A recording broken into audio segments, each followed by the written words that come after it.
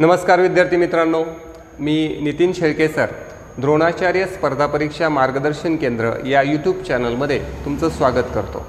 मित्रांनो, 23 नोव्हेंबर 2025 या तारखेला TET परीक्षा निश्चित झालेली आहे आणि त्यानुसार फॉर्म भरण्याची प्रक्रिया देखील सुरू झालेली आहे। या वर्षीची TET विशेष चर्चेत राहण्याचं कारण म्हणजे इन सर्व्हिस जे शिक्षक आहेत त्यांना देखील TET कंपल्सरी केलेली आहे आणि यामुळे TET विषयी सर्वांची उत्सुकता आहे। आता आपल्याकडे फक्त 2 महिन्यांचा वेळ उरलेला आहे आणि एवढ्या 2 महिन्यांमध्ये आपल्याला या TET परीक्षेची तयारी करायची आहे। तर एवढ्या कमी वेळामध्ये TETची तयारी होऊ शकते का, किंवा एवढ्या कमी वेळेत आपण काय वाचायचं, अशा बऱ्याचशा शंका विद्यार्थ्यांच्या मनामध्ये आहेत। तर यानुसार जर आपण पेपरचं योग्य ॲनालिसिस केलं आणि कोणत्या टॉपिकला किती वेटेज आहे याचा जर व्यवस्थित अभ्यास केला तर त्यानुसार आपलं जे फोकस आहे तो योग्य पॉईंटवर राहील आणि त्याच पद्धतीने आपण अभ्यास करू। अभ्यास करताना देखील आपण शिक्षक म्हणून जॉईन होणार आहोत, म्हणून आपण कोणत्या लेवलचे क्वेश्चन पाहायला अभ्यासायला पाहिजे हे सगळं आपण योग्यरित्या अभ्यासलं पाहिजे। ठीक आहे, यासाठी प्रत्येक टॉपिक वाईज डिस्ट्रीब्युशन आपल्या यूट्यूब चॅनलवरती आपण ऑलरेडी व्हिडिओ टाकलेला आहे की प्रत्येक टॉपिकला किती वेटेज आहे, या पद्धतीचा व्हिडिओ टाकलेला आहे, तो तुम्ही नक्की पहा। आता यानुसार विशेषतः जर इंग्लिश या विषयाची तयारी करायची आहे, इंग्लिश हा विषय 30 मार्काला पेपर 1 आणि पेपर 2 दोन्हींना देखील आहे। त्याच्यामुळे यामध्ये आपल्याला कशी तयारी करायची याचा विशेष अभ्यास आपण या व्हिडिओतून करणार आहोत। इंग्लिशमध्ये जसं आपण ग्रामरला फोकस करतो तसंच ते व्होकॅब्युलरीला पण आपल्याला फोकस करणं गरजेचं आहे। आजच्या व्हिडिओमधून आपण वन वर्ड सबस्टिट्यूशन या टॉपिकवरती 2013 पासून आता 2024 पर्यंत झालेल्या सर्व पेपरमध्ये, पेपर 1 असेल, पेपर 2 असेल, यामध्ये विचारलेले जे क्वेश्चन आहेत त्या सर्व प्रश्नांचा इथे अभ्यास करणार आहोत, विथ एक्सप्लेनेशन अभ्यास करणार आहोत आणि या क्वेश्चनच्या आधारे आणखी कसा क्वेश्चन विचारला जाऊ शकतो याचा देखील अभ्यास करणार आहोत। जर आपण या पद्धतीने अभ्यास केला तर आपला अभ्यास कमी वेळेत आणि योग्य डायरेक्शननी होणार आहे। आपण 2013 पासून आत्तापर्यंत प्रत्येक TET परीक्षेला मार्गदर्शन केलेलं आहे, भरपूर विद्यार्थ्यांना यश देखील मिळालेलं आहे। आत्ता देखील ज्या विद्यार्थ्यांना क्लासेसमध्ये बॅचेस जॉईन करायचे आहेत त्यांच्यासाठी आम्ही ऑनलाईन आणि ऑफलाईन अशा दोन्ही पद्धतीच्या बॅचेस उपलब्ध केलेल्या आहेत। आपली ऑनलाईन जरी बॅच असली तर ती ऑफलाईन पद्धतीने चालते, म्हणजे शेड्यूलला ठरलेल्या वेळेत लेक्चर होतील, झालेले लेक्चर रेकॉर्डिंग तुमच्याकडे राहतील, PDF स्वरूपात नोट्स मिळतील, सगळ्या टेस्ट होतील, टॉपिक टेस्ट होतील, प्रिव्हियस सगळे क्वेश्चन पेपर सोडून घेतले जातील। तर अशा प्रकारची परिपूर्ण बॅच क्लासेसमध्ये उपलब्ध आहे। जे इच्छुक विद्यार्थी आहेत त्यांनी या नंबरवर संपर्क करायचा आहे ॲडमिशनसाठी। चला आपण आपल्या टॉपिकला सुरुवात करूया। पहिला क्वेश्चन घेऊया। Choose the most suitable one word for the given expression. यासाठी वन वर्ड सांगायचा आहे आणि आपल्याला जो शब्द दिला आहे ते an unmarried woman, an unmarried woman, यासाठी आपल्याला वन वर्ड सांगायचा आहे। हा क्वेश्चन खूप वेळा विचारला आहे वेगवेगळ्या परीक्षेला।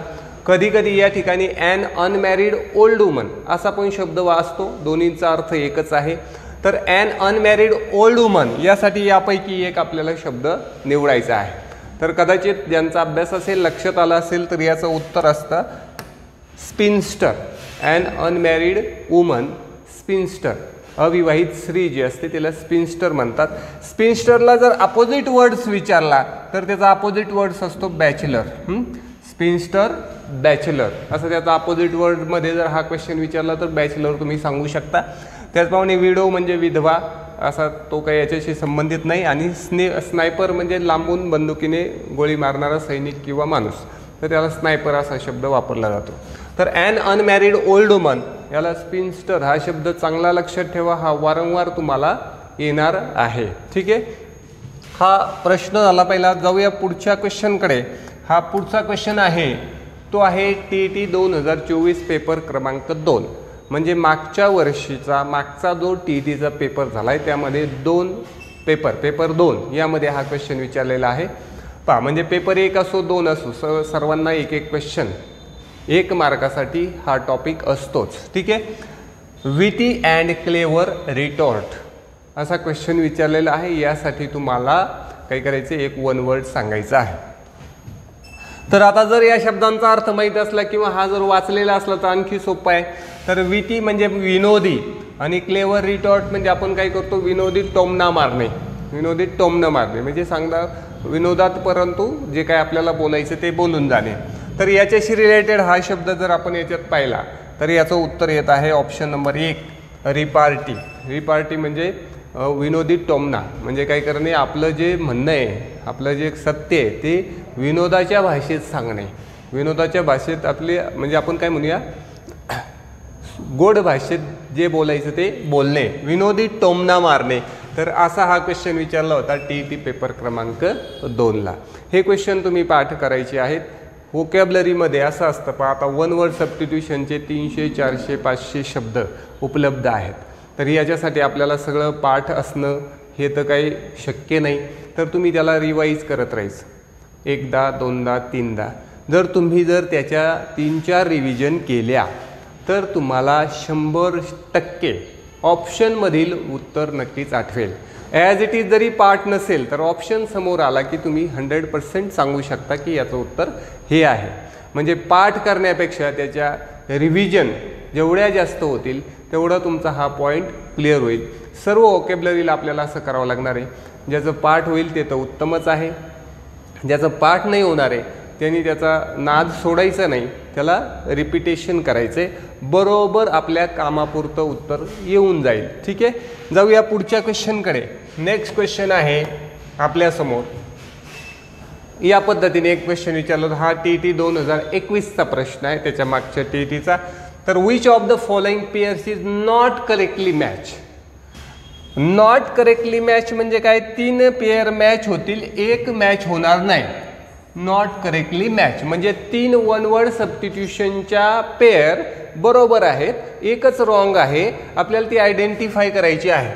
तर मी एकदा वाचतो. अब्सेन्स ऑफ गव्हर्नमेंट अनार्ची, त्यानंतर government by the nobles autonomy लिहिलेलं आहे. Government by 1 man autocracy, government by the officials, याला ब्युरोक्रेसी असे शब्द वापरलेले आहेत. पहा, मी हे अतिशय सोप्या पद्धतीमध्ये सगळ्या पद्धतीच्या शासन पद्धती एकत्र आणून तुम्हाला अतिशय सोप्या भाषेत हे सांगितलेलं आहे. ते परत कधी विसरणार नाही अशा भाषेत. तर याच्यामधलं उत्तर आपण कोणतं आहे ते लक्षात घेऊया. तर मी आता उत्तर सांगतो, वाटलं ते शब्द सगळे रिलेटेड सांगून देतो. तर अब्सेन्स ऑफ गव्हर्नमेंट अनार्ची म्हणजे बरोबर आहे, गोंधळ म्हणतात. अब्सेन्स ऑफ गव्हर्नमेंट अराजक, गोंधळ, जिथं गव्हर्नमेंट नाही अशासाठी हा शब्द करेक्ट आहे. ठीक आहे. त्यानंतर government by 1 man it is autocracy, हे देखील करेक्ट आहे. याला हुकुमशाही असा शब्द आहे, हुकुमशाही. गव्हर्नमेंट बाय 1 मॅन म्हणजे एका माणसाचं शासन किंवा एका माणसाच्या हातात पूर्ण पॉवर असा जर मिनिंगचा वर्ड विचारला तर त्याला ॲटोक्रेसी म्हणायचं, हुकुमशाही. गव्हर्नमेंट बाय द ऑफिशियल्स याला ब्युरोक्रेसी म्हणतात. याला दुसरे शब्द वर्डिंग असं असतं, गव्हर्नमेंट बाय पेड ऑफिशियल्स म्हणजे नोकरशाही, नोकरांचं शासन, याला ब्युरोक्रेसी हा शब्द आहे. आणि हे मात्र रॉंग आहे. ऑप्शन 2 हे आपलं उत्तर आहे. गव्हर्नमेंट बाय नोबेल्स, नोबेल्स म्हणजे उच्च वर्णीयांचं शासन, उच्च वर्णीयांचं शासन. यासाठी वर्ड असतो ॲरिस्टोक्रेसी, नॉट ॲटोनॉमी. ॲटोनॉमी म्हणजे स्वायत्तता. तर ॲरिस्टोक्रेसी हा त्याचा शब्द आहे. मुद्दाम आपण 1 मिनिटात हे सगळं क्लिअर करूया. हे पहा, 1 वर्ड एकदम सिंपल, 1 मिनिटात थोडी रिवाईज करूया. या निमित्ताने आपल्याला भरपूर शब्द माहीत होतील. Government by the people, by the people for the people म्हणजे काय म्हणूया, लोकशाही. तर त्याला म्हणतात डेमोक्रेसी, लोकांचं शासन, democracy. Then the system of government by paid officials, just आता आपण पाहिलं paid officials, it is bureaucracy, नोकरशाही, नोकरशाही. Then third one government by nobles, जे आता आपण रॉंग घेतलेलं आहे ते म्हणजे उच्च वर्णीयांचं शासन, इट इज ॲरिस्टोक्रेसी. ॲरिस्टोक्रेसी असा वर्ड या ठिकाणी वापरला जातो. नेन government by the king or queen, राजाचं किंवा राणीचं राज्य, याला मोनार्ची असा शब्द आहे, मोनार्ची. पहा मी एका शेजारी सगळे शब्द आणलेत. गव्हर्नमेंट बाय वन मॅन आत्ताच पाहिलं होतं आपण, वन मॅन, इट इज ॲटोक्रेसी म्हणजे हुकुमशाही. असं जर तुम्ही अभ्यास केला वर्डचा, म्हणजे डेमोक्रेसी, ब्युरोक्रेसी, ॲरिस्टोक्रेसी, मोनार्ची, ॲटोक्रेसी, तर आपल्याला नक्कीच लक्षात राहतं. नंतर हे जर स्प्लिट झाले शब्द तर मात्र त्याची लिंक लागत नाही. तर आपल्याला अशा काही छोट्या छोट्या आयडिया वापरून हे लक्षात ठेवावं लागेल. अजून थोडेसे शब्द याच्याशी आलोय तर रिलेटेड सांगून देतो तुम्हाला. अब्सेन्स ऑफ गव्हर्नमेंट हा वर्ड आत्ता आला होता. इट इज अनार्ची म्हणजे गोंधळ, जेव्हा गव्हर्नमेंट अब्सेन्स असतं म्हणजे नसतं तेव्हा. पुढे घेऊया power in the hand of parliament, हा एक शब्द याच्याशी रिलेटेड विचारला जाऊ शकतो. पार्लमेंटच्या हातामध्ये सत्ता, तर याला म्हणतात संसदाधिकार. तर याच्यासाठी शब्द वापरला जातो प्लुटोक्रेसी, प्लुटोक्रेसी संसदाधिकार, पार्लमेंटच्या हातामध्ये power. Then right of sole governance, हे आता याच्यामध्ये एक वर्ड होता, तो होतो ॲटोनॉमी म्हणजे स्वायत्तता, स्वतःचे निर्णय ठरवणे, स्वायत्तता. नेक्स्ट वर्ड आहे the ruler who use force to make people obey him, असा शासनकर्ता जो ताकदीचा वापर करून लोकांवर राज्य करतो. यासाठी शब्द आहे डिक्टेटर. जे आपण ॲटोक्रेसी पाहिलं होतं, ॲटोक्रेसी मीन्स हुकुमशाही आणि डिक्टेटर मीन्स हुकुमशहा, हुकुमशहा. तर हे व्यवस्थित वर्ड लक्षात ठेवायचे आहेत.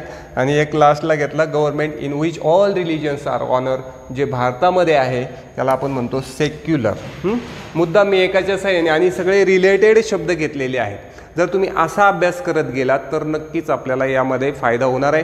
दिसायला सोपं आहे, तुम्हाला वाटत आहे की 200-300 शब्द आहेत, पण लक्षात घ्या एकदा दोनदा तीनदा वाचले, हे वाचायला बसलं की तुम्हाला अर्धा तास, पाऊण तास, 1 तास भरपूर झाला. तर एवढ्यात आपला 1 मार्क तरी तुमचा फायनल होतो. 1-1 मार्क कलेक्ट करतच आपला टोटल स्कोअर होणार आहे.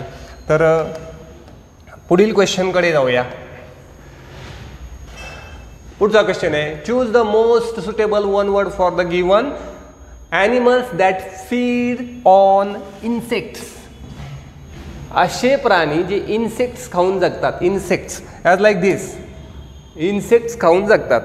म्हणजे पालीसारखे प्राणी जे इन्सेक्ट म्हणजे कीटक खाऊन जगतात. पाल कशी कीटक पकडते पाहिले असेल, सरडा कसा पकडतो हे पाहिलं असेल, बरोबर. त्याच्याशी आपल्याला जास्त चर्चा करायची नाही. तर इन्सेक्ट खाऊन जगणारे प्राणी, त्यांच्यासाठी वन वर्ड कुठला वापरला जातो?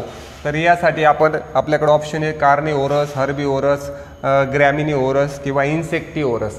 तर नावावरून तुम्ही सांगू शकता इन्सेक्टिओरस, इन्सेक्ट खाऊन जगणारे प्राणी.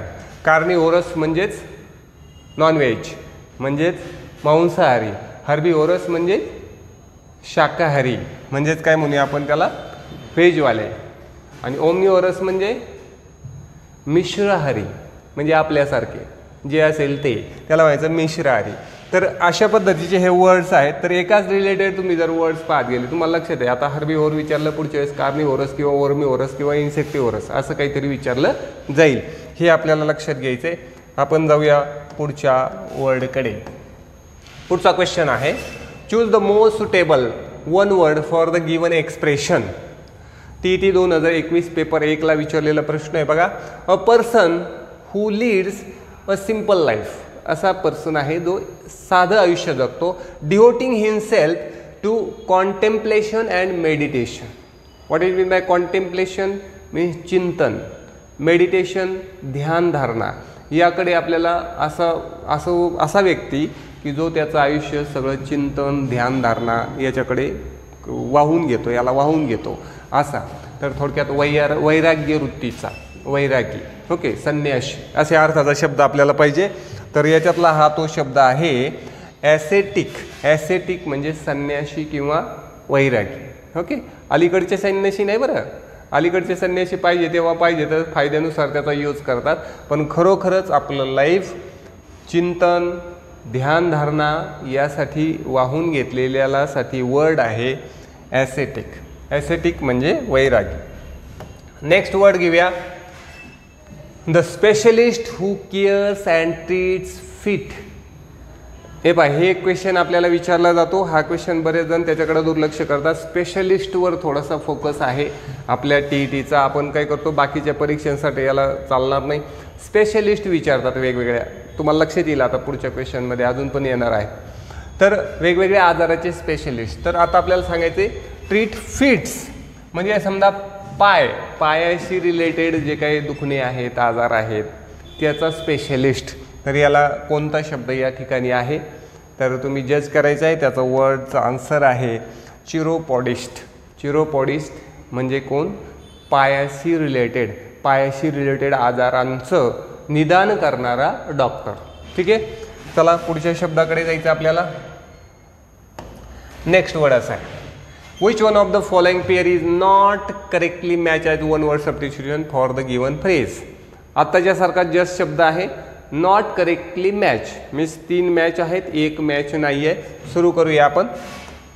अ person who betray his friend. Betray करणे फसवणे. ओके, असा व्यक्ती जो त्याच्या मित्रांना फसवतो. म्हणजे आपण म्हणूया फितूर किंवा फसवा, लबाड असा प्रश्न. तर त्याला ट्रेटर. तर हे करेक्ट आहे, ट्रेटर करेक्ट आहे. ठीक आहे, त्यानंतर पहा, अ सी बाउंडिंग इन आईसलँड्स. असा समुद्र ज्याच्या सगळ्या बाजूने आईसलँड आहे. तर त्याला archipelago. This is also correct. माहीत नसेल तर हे आपल्याला काय करायचे, रिवाईज करायचे आहे. कंटेम्प्ट ऑफ गॉड म्हणजे देवाविषयी वाईट बोलणे, पवित्र ठिकाणाविषयी वाईट बोलणे, यासाठी आपल्याला म्हणतात blasphemy. It is also correct. Blasphemy म्हणजे पवित्र वास्तू दूषण, चांगल्या पवित्र ठिकाणाविषयी काहीतरी वाईट बोलणे, त्याला आपण ब्लास्फेमी म्हणतो. अ हाऊस फॉर स्टोरिंग ग्रेन्स. इथं मात्र गडबड झालेली आहे. गोडाऊन हे ग्रेनसाठी नसतं, तर ग्रेनसाठी स्पेशल शब्द आहे granary. House for storing grains is granary. Godown कशाचंही असू शकतं. जसं आता दिवाळी आलेली आहे, कपड्याचं पण गोडाऊन असू शकतं, पण आपल्याला स्पेशल पाहिजे ग्रेन्स. ग्रेनसाठी granary means option 4 is wrong here. So our answer is option 4. Okay, now next question. Pranesh is afraid of marriage. His family thinks he is suffering from. Okay, this is again question. असा एक प्रश्न येतो, जसं मी आता सांगितलं होतं तुम्हाला स्पेशलिस्टवरती question असतो, तसं फोबिया यावरती क्वेश्चन असतो. What is mean bye phobia. तर फोबियावरती मी वाटल्यास आणखी एखादा व्हिडिओ करेल. फोबिया यालाच वन वर्ड विचारला होतो, an extreme fear of something. एखाद्या गोष्टीची प्रमाणापेक्षा जास्त वाटणारी भीती, दॅट इज फोबिया. आणि फोबिया नावाचे आजार तयार झाले जातात. ओके, हे लेटेस्ट आजार आहेत, नवीन आजार आहेत, जरा नवीन आत्ताचे स्टँडर्ड आजार आहेत.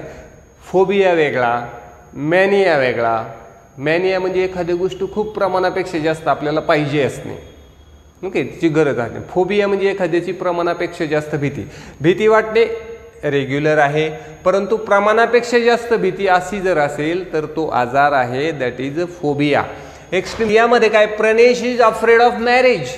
प्रणेशला कशाची भीती वाटू राहिली आहे, मॅरेज, लग्नाची भीती वाटू राहिलेली आहे. His family thinks that he is suffering from. Okay, प्रणेशचा वेगळा मॅटर आहे. आता बऱ्याच जणांना लग्नाची भीती म्हणजे लग्न होतंय का नाही याची भीती आहे, तर तो भाग वेगळा. या क्वेश्चनमध्ये असं आहे, प्रणेशला लग्न करण्याचीच भीती वाटत आहे, म्हणजे रेग्युलरपेक्षा जास्त भीती वाटत आहे. It means his family thinks that he is suffering from. तर लग्नाची प्रमाणापेक्षा जास्त भीती, यासाठी कुठला वर्ड वापरायचा आहे, तर त्याच्यासाठी उत्तर आहे गॅमोफोबिया. ओके, रीड करून ठेवायचं, पाठ करून ठेवायचं, gamophobia. Next, choose one word for the given. A man who dance to the tune of his wife. असा माणूस जो बायकोच्या तालावर नाचतो. याला दुसरा वर्ड पण वापरला जातो, a man who is under thumb of his wife. बायकोच्या ताब्यात असणे, तर याला वापरला जातो हेनपिक. हेन म्हणजे कोंबडी असा अर्थ घ्यायचा नाही. हेनपिक म्हणजे बायकोच्या ताब्यातील माणूस, बायकोच्या तालावर नाचणारा माणूस, असा याचा अर्थ घ्यायचा आहे. नेक्स्ट क्वेश्चन आहे असा, an insect which has many legs. Insect असा किडा ज्याला खूप पाय असतात. ओके, म्हणजे समजा अशा प्रकारचा किडा, ओके, समजा गोमसारखा ज्याला खूप पाय असतात, असे कुठले असले तरी चालेल. त्यासाठी स्पेशल वर्ड आहे, तो यापैकी एक आहे, तो तुम्ही सर्च करूया. तुमच्या लक्षात आला असेल तर त्याला वापरायचं आहे आपल्याला सेंटिपेड.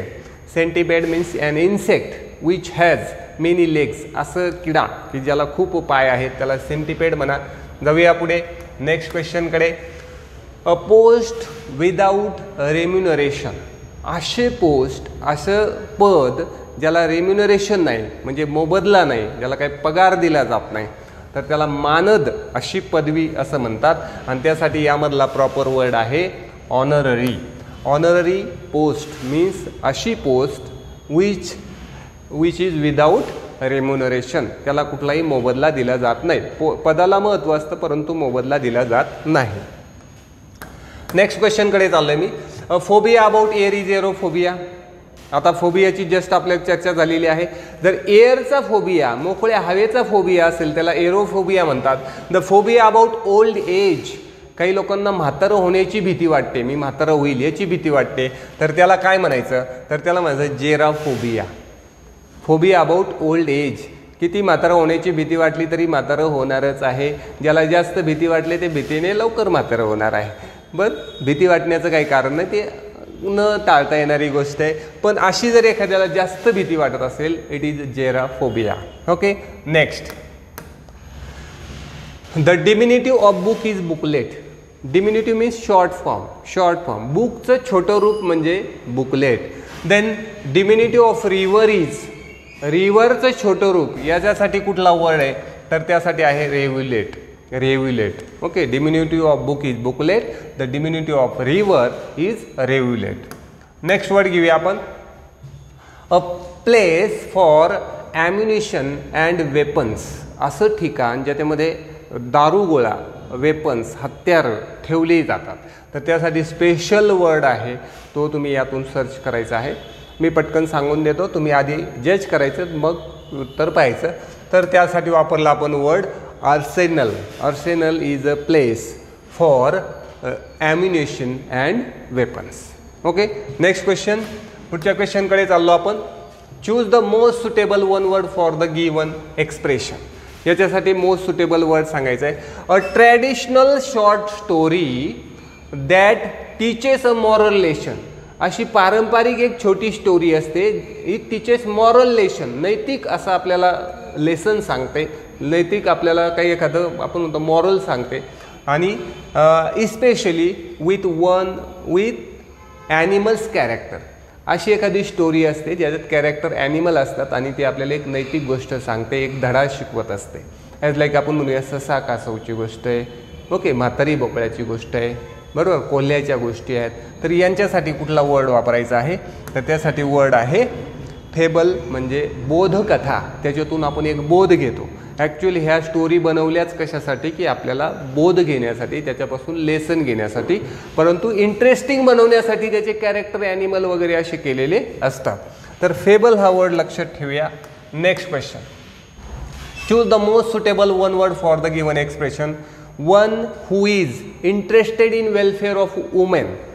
वन हू इज इंटरेस्टेड, असा व्यक्ती जो इंटरेस्टेड आहे कशात, वेलफेअर ऑफ वुमन, स्त्रियांचं कल्याण, स्त्रियांचं चांगलं होणे, कल्याण होणे, याच्यात इंटरेस्टेड असल्यासाठी एक स्पेशल वर्ड वापरला जातो, तो आहे या ऑप्शनमधला feminist. Feminist is a person who is interested in welfare of women. Okay, हा 2018ला प्रश्न आहे. नेक्स्ट क्वेश्चनकडे चाललो मी. Choose one word which is suitable for given sentence. Specialist in disorder of nerve system. Nerves म्हणजे मेंदूशी रिलेटेड जे सिस्टीम आहे याचा जो स्पेशलिस्ट असतो. जर आपल्या मेंदूसंबंधी जर काय आजार असेल, नर्व सिस्टीम संबंधी जर काय आजार असेल, तर आपण यांना भेटतो, ह्या डॉक्टरांना भेटतो मेंदूशी रिलेटेड. त्याला स्पेशलिस्ट कुठला शब्द वापरला जातो, मी म्हटलं ना स्पेशलिस्टवर क्वेश्चन असतो, तर त्याला म्हणतात यापैकी पहिला neurologist. Neurologist is a doctor, is a person who is specialist in nerve system. Okay, next क्वेश्चनकडे जाऊया. Which of the following pair is not correctly matched as one word substitution. यातला एक करेक्टली मॅच नाही. चला फटाफट शोधा, मी पण पटकन सांगतो का. One who thinks only of one self. असा व्यक्ती जो फक्त स्वतःचाच विचार करतो त्याला म्हणतात इगोइस्ट. It is correct. त्याला खूप इगो आहे.